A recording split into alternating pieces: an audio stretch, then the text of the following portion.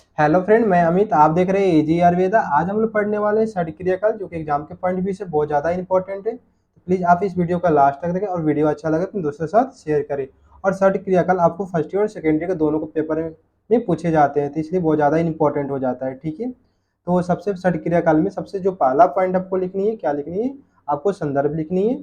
तो संदर्भ में क्या लिखनी है? सुश्रुत संहिता सूत्र रचना अध्याय 21 में आपको षड क्रियाकल का वर्णन मिलता है। उसके बाद आपको सेकंड पॉइंट लिखनी है परिभाषा। ठीक है, तो परिभाषा में क्या लिखनी है आपको? हम पढ़ क्या रहे? षड क्रियाकाल। ठीक है, तो परिभाषा से हमको क्या बना, पढ़ क्या रहे? षड क्रियाकाल, उसी से हमको परिभाषा बनानी है। तो षड मतलब क्या होता है? 6 होता है। क्रिया का मतलब चिकित्सा और काल का मतलब समय या अवसर होता है। तो देखिए इसका परिभाषा कैसे बनानी है? इसे किसी भी व्याधि का चिकित्सा करने के लिए 6 अवसर मिलते हैं। चिकित्सा का क्या होता है? आपको 6 अवसर जब मिलता है उसे क्या कहते हैं? षड क्रियाकाल कर षड क्रियाकाल कहते हैं। तो षड क्रियाकाल क्यों करते हैं? कि किसी शरीर में किसी प्रकार के दोष धातु मल, मतलब दोष धातु मल की विषमता ना हो। ठीक है, और शरीर क्या होता है? और शरीर में साम्य अवस्था में बनी रहे। ठीक है, इसीलिए हम क्या करते हैं? षड क्रियाकाल का ज्ञान होना अत्यंत आवश्यक होता है। ठीक है, सेकेंड पॉइंट हम पढ़ते हैं, देखें। तो आपको देखिए आचार्य सुश्रुत के द्वारा 6 क्रियाकाल की अवस्था बताई गई है। किसके अकॉर्डिंग? According to Sushruta. ठीक है, तो कौन सा? चलिए इसको श्लोक से देखते हैं। तो श्लोक की बात करें तो संचयम च प्रकोप च प्रसारा स्थान संचरयम व्यक्ति भेदा च यो व्यक्ति दोषानाम स व्यवेत भीषक। ठीक है, ये किसके अकॉर्डिंग श्लोक है? सुश्रुत के अकॉर्डिंग श्लोक है। तो आपको ये श्लोक बहुत ज्यादा इंपॉर्टेंट, आपको याद रखनी है। तो आपको चिकित्सा का षड क्रियाकल का कितने भेद होते हैं? 6 होते हैं, या 6 का या अवस्था का है। ठीक है, भेद पूछेगा तो आपको 6 बतानी है। ठीक है, ये अवस्था भी कितने होते हैं? षड क्रियाकल का 6 होता है। तो कौन कौन सा होता है? संचय अवस्था होता है, प्रकोप अवस्था होता है, प्रसर अवस्था होता है, और स्थान संचय अवस्था होता है, और व्यक्ति अवस्था होता है, और भेदावस्था होता है। तो और इस वीडियो में हम 6 अवस्थाएं पूरा डिटेल में पढ़ने वाले हैं, तो प्लीज आप इस वीडियो को लास्ट तक देखें।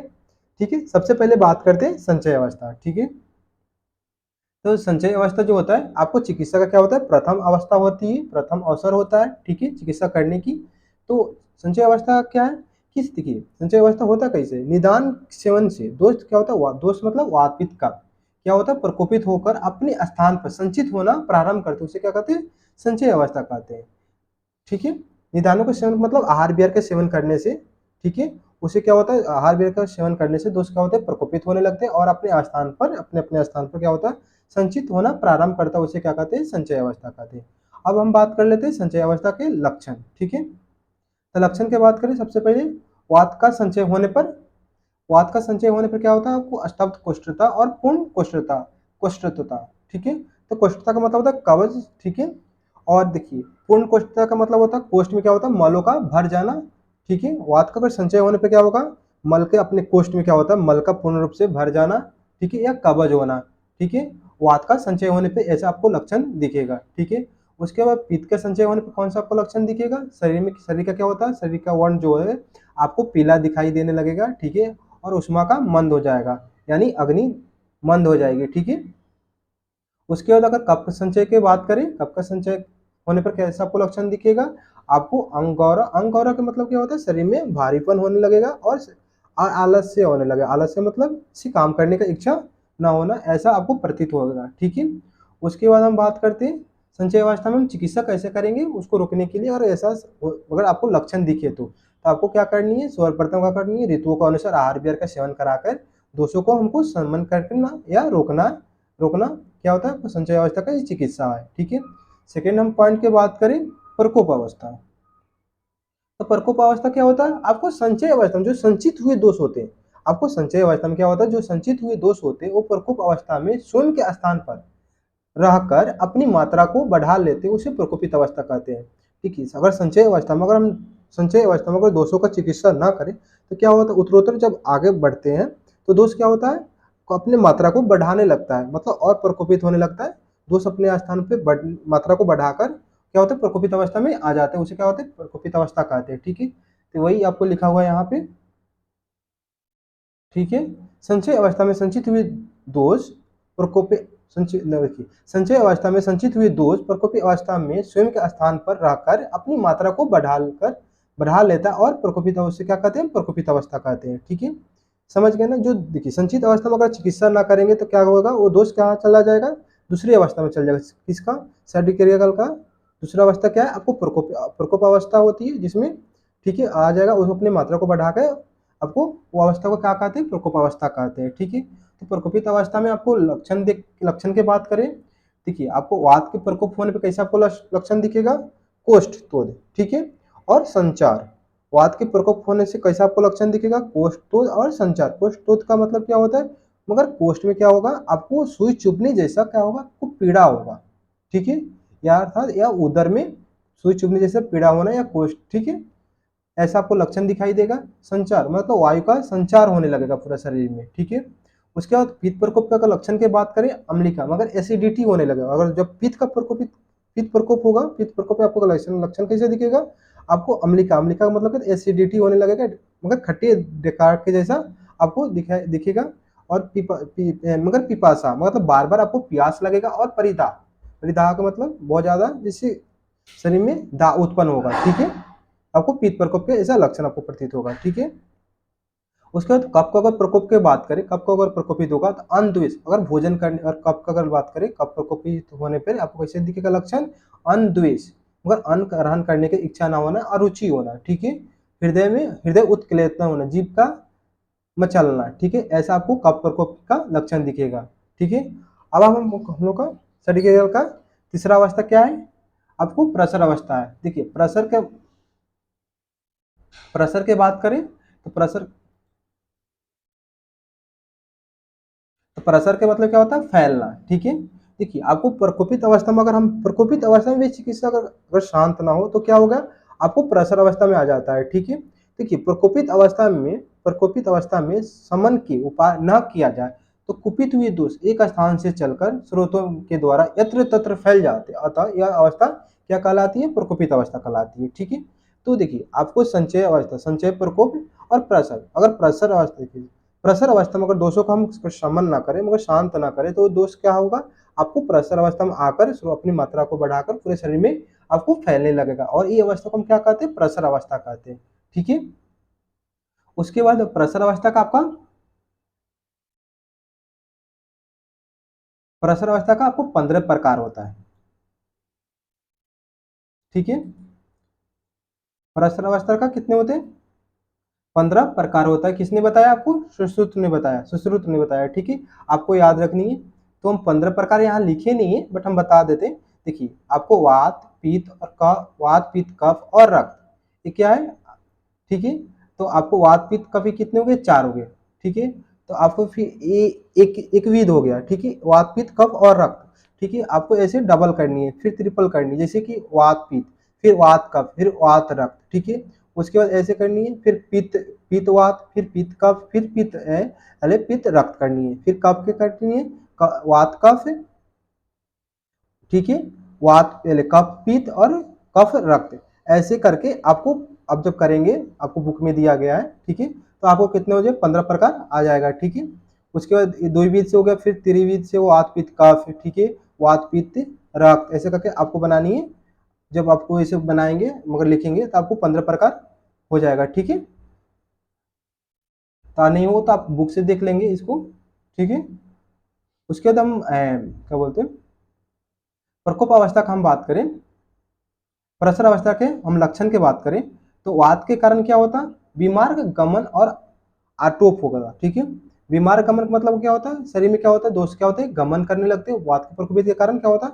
गमन करने लगेगा। और आटोप का मतलब क्या होता है? उदर में क्या होगा? बेतने के साथ साथ गुड़ गुड़ गुड़ गुड़ गुड़ शब्द जैसा आपको सुनाई देगा, मतलब गुड़गुड़ाहट टाइप का आपको, जब आपको आटोप का मतलब क्या होता है? उधर में वेदना, वेदना के साथ क्या होता है? आवाज भी आपको निकलेगा पेट से, जैसे अपन जैसे उधर में क्या होगा? आपको पेट में आपको गुड़गुड़ाहट शब्द का आपको आवाज, ध्वनि आपको सुनाई देगा, ठीक है। किसके कारण?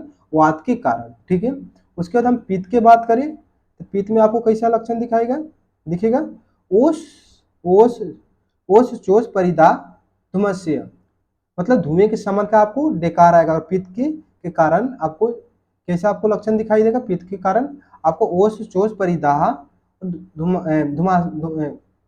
घुमान्य, ठीक है, घुमान घुमायन, ठीक है, ऐसा आपको लक्षण दिखाई देगा, ठीक है। उसके बाद कफ के कारण क्या होगा, आपको लक्षण कौन क्या दिखाई दे, अरोचक। अरोचक का मतलब क्या होता है, अगर भोजन करने का इच्छा ना होना, अरुचि होना। अविपाक, अविपाक का मतलब होता है कि भोजन का पाचन ना होना। अंगमर्त मतलब अंग, पूरे शरीर में क्या होता है, आपको दर्द जैसा, आपको आपको मगर जैसे एहसास होगा, मगर जैसे आपको फील होगा, ठीक है। उसके बाद नेक्स्ट अपना पॉइंट है इसमें चिकित्सा का नियम, ठीक है। हम इसको शांत कैसे चिकित्सा कैसे कर सकते हैं, अगर सामान्य चिकित्सा का बात करें तो सबसे पहले हम क्या करते हैं, आगंतुक दोष का चिकित्सा करते हैं। उसके बाद कहते हैं अस्थायी दोष। देखिए आगंतुक दोष क्या होता है और अस्थायी दोष क्या होता है, ठीक है। देखिए आगंतुक दोष का मतलब होता है कि जैसे कि आपको, मैं यहाँ बैठा हूँ, मेरे से सामने कोई आ गया तो मैं डर गया, इसके कारण जो दोष उत्पन्न होते हैं, ठीक है, भूत प्रेत के कारण जो दोष उत्पन्न होते हैं, उसी चक कट गया, ये सब क्या है, आगंतुक दोष के कारण होता है। अस्थायी दोष क्या होता है, आपके वात पित्त कभी क्या होता है, अस्थायी दोष होता है। तो ऐसे सामान्य नियम क्या होता कहता है कि आपको सबसे पहले आगंतुक दोष की चिकित्सा करनी है, ठीक है। उसके बाद उसके बाद अस्थायी दोष की चिकित्सा करनी। जैसे मान लीजिए अगर मेरा फिंगर कट गया, ठीक है, तो हम पहले पहले फिंगर कट गया तो पहले ये क्या हो गया, आपको कटाई यानी बाहर से कटा, ठीक है। तो हम पहले किसका चिकित्सा करेंगे, आगंतुक दोष के कारण चिकित्सा करेंगे।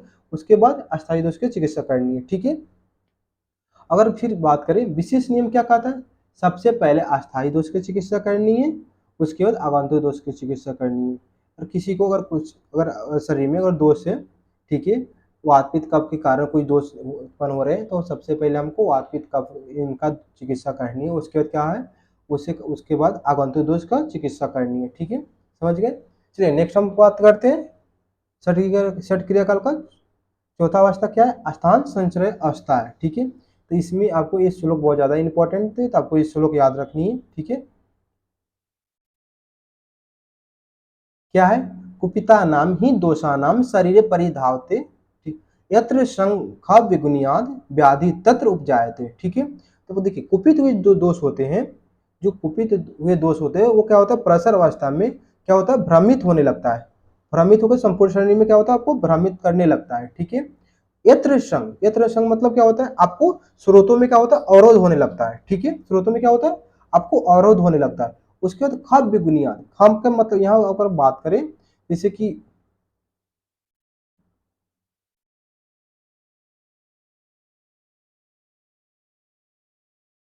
अगर खब बुनियाद की बात करें तो खा के आपको मतलब क्या होता है, मतलब आकाश युक्त स्थान, मतलब अर्थात खाली स्थान।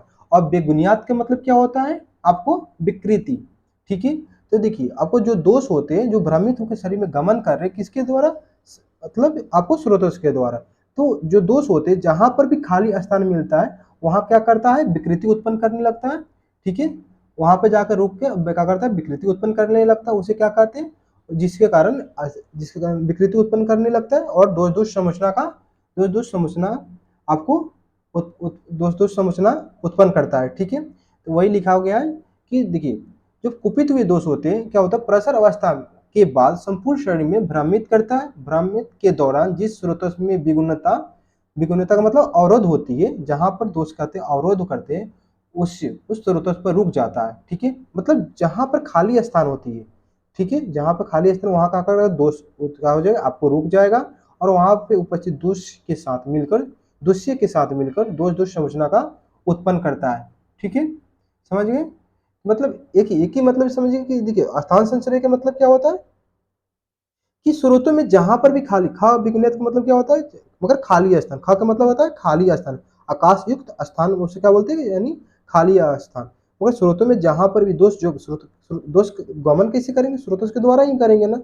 जब स्रोतों के द्वारा करेंगे तो जहां पर भी आपको खाली स्थान दिखेगा, मगर स्रोत जहां पर भी दोष को खाली स्थान दिखेगा वहां क्या करेगा, आपको विकृति अवरोध करेगा और दोषों का दोष दोष समझना का उत्पन्न कर, खाली स्थान वहां रोक के दोष दोष समझना उत्पन्न करेगा, उसे क्या कहते हैं, स्थान संचय कहते हैं, ठीक है। तो यही श्लोक है, कुपिता नहीं, कुपिता नाम ही दोषानाम शरीर परिधावते, यत्र संघ विगुणियत व्याधि तत्र उपजायते। मतलब कुपित हुए दोष होते शरीर में कहते भ्रमित करने लगते हैं, घूमने लगते हैं, और क्या होता है स्रोतों में जहाँ अवरोध होती है या खाली स्थान होता है वहाँ विकृति उत्पन्न होकर व्याधि को उत्पन्न करता है, उसे दोष दोष समझना कहते हैं, ठीक है। अब अपना नेक्स्ट पॉइंट है इसमें, देखिए स्थान संश्रय जिस जिस भागों में होता है उसी के अनुसार रोग उत्पन्न होते हैं, ठीक है। मगर जहाँ पर भी मगर जिस स्थान पर क्या होता है आपको दोष आश्रय लेता है, संश्रय होती है, उस स्थान पर क्या होता है और आपको रोग की उत्पत्ति होती है, ठीक है। अगर हम बात करें उदर में, तो उदर में कौन कौन सा रोग आपको होते हैं? गुल्म रोग होता है, विद्रधि होता है, अग्निमंद होता है, अध्यामान होता है, विसूचिका होता है, अतिसार होता है। ये सब क्या होता है उदर में, ये सब रोग होते हैं, ठीक है। बस्ती प्रदेश में कौन सा होता है? प्रमेय होता है, असमरी होता है, मूत्राघात होता है और मूत्र से रिलेटेड अन्य भी रोग होते हैं, ठीक है। मेड मेड मतलब होता है शीशन। शीशन का मतलब यहाँ क्या है आपको फेनी से, ठीक है। और इसके कारण क्या होता है? निरुद्ध प्रकाशन, उपदांश, शुक्र दोष जैसे इसके कारण आपको रोग होता है, ठीक है। उसके बाद गुद्दा में क्या होता है? आपको बगंदर होता है और अर्श होता है, ठीक है। जत्रु, जत्रु मतलब ग्रीवा के ऊपर, मतलब जो अपन नीक है ना, इसके ऊपर वाले भाग, जैसे कान का रोग हो गया, नाक का रोग हो गया, आंख का रोग हो गया, ये सब क्या ऊर्ध्व जत्रुगत रोग में आते हैं, ठीक है। उसके बाद मेद, मेद की बात करें, मेद में होने वाले रोग को मेद से कारण होता है जो रोग, तो ग्रंथि होता है, गंडमाला होता है, अवरोध होता है और गलगंड होता है, ठीक है। ठीक है, और त्वचा मांस रक्त के विकृति होने से इसके मगर, ठीक है। आपको कौन सा रोग होता है? क्षुद्र होता है, क्षुद्र कुष्ठ होता है और विसर्प होता है, ठीक है। उसके बाद अस्थि में क्या होता है? विद्रति होता है, अनुसाही होता है, ठीक है। अब नेक्स्ट पॉइंट देखते हैं अपन, व्यक्तावस्था। ये क्या है? षड क्रिया काल का आपका पांचवा अवस्था है, ठीक है। तो इसमें बात करें षट क्रिया काल का पांचवा अवस्था, ठीक है। तो जिस अवस्था में प्रत्येक रोग मुख्य लक्षण प्रकट होता है और उन लक्षणों के नाम उत्पन्न होने से रोग जिस विशेष नाम से जाना जाता है उस अवस्था को कहते हैं व्यक्तावस्था कहते हैं, ठीक है। देखिए किसी भी रोग का जो उसका मुख्य लक्षण जो प्रकट होता है ना, ठीक है, जो मुख्य लक्षण जो प्रकट होने उससे उससे उत्पन्न होने वाले रोग, जो मुख्य लक्षण प्रकट होता है और उसके लक्षण से जो उत्पन्न होने वाले रोग होते हैं, उसका एक विशेष नाम से उसे जाना जाता है, उस अवस्था को क्या कहते हैं? व्यक्तावस्था कहते हैं। जैसे देखिए अतिसार की बात करें, तो अतिसार में सिर्फ मल का निकलना इसका क्या है? अति मुख्य लक्षण है, ठीक है। अतिसार में आपको मल का निकलना, अध्यमान, अध्यमान में क्या होता है? पेट का फूलना, कमला में जैसे नेत्र, कमला में क्या होता है? आपको नेत्र और त्वचा का पीलापन दिखाई देना, ये किसका है? कमला का मुख्य लक्षण है, ठीक है। ज्वर में ताप का बढ़ना, ये क्या है? इसकी अकॉर्डिंग, ठीक है। ज्वर में ताप का बढ़ना, ठीक है। ये क्या है? व्यक्तावस्था। व्यक्तावस्था का मतलब क्या होता है? इसमें कंप्लीटली जो लक्षण होते हैं पूर्ण रूप से दिखाई देते हैं, ठीक है। पूर्ण रूप से पूरा आपको इसमें प्रकट हो जाता है, मतलब जो व्याधि इसमें दर्शन होने लगते हैं, ठीक है। उसे क्या कहते हैं? व्यक्तावस्था कहते हैं, ठीक है। उसके बाद हम नेक्स्ट पॉइंट देखते हैं, भेदावस्था। भेदावस्था में क्या है? जब व्याधि संपूर्ण रूप से प्रकट हो जाता है उसे क्या कहते हैं? भेदावस्था कहते हैं। मतलब इस अवस्था में व्याधि की चिरकालीन और उपद्रव हो जाता है। देखिए भेदावस्था में क्या होता है कि जो व्याधि वो तो बहुत ज्यादा चिरकालीन हो जाता है और उपद्रव हो जाता है, और इस अवस्था में चिकित्सा की करना असंभव हो जाता है, ठीक है। उसे क्या कहते हैं? भेदावस्था कहते हैं, ठीक है। चलिए थैंक यू।